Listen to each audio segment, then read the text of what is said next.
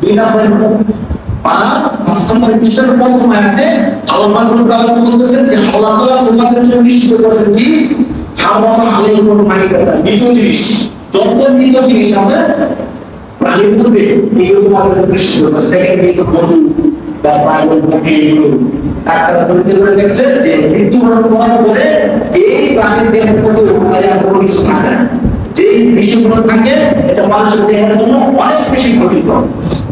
রক্ত আল্লাহ তাআলা রক্ত নিষিদ্ধ করেছে, রক্ত খাওয়া নিষিদ্ধ করেছে। এই রক্ত মানুষের উপকারী না ক্ষতিকর? ক্ষতিকর। এখানে সবগুলি বিষয়ে ফিজিল থেকে আমরা শুরু করি আল্লাহ তাআলা নিষিদ্ধ করেছে। দেখেন এই বিষয়ে অনেক কিছু ক্ষতিকর আছে। তো এই জন্য আমরা বলতেছিলাম যে ইসলাম মানবতা ধর্ম এবং রাসূল সাল্লাল্লাহু আলাইহি ওয়াসাল্লাম যে বাণী যে বার্তা নিয়ে আসছেন, এই বার্তাটা ছিল মুসলমানদের না শুধু সারা বিশ্বের সমস্ত মানব জাতির জন্য, সমগ্র বিশ্বের জন্য একটা শান্তির বার্তা ছিল। যার কারণে আমরা বলছেন ওমা আরসালনাকা ইল্লা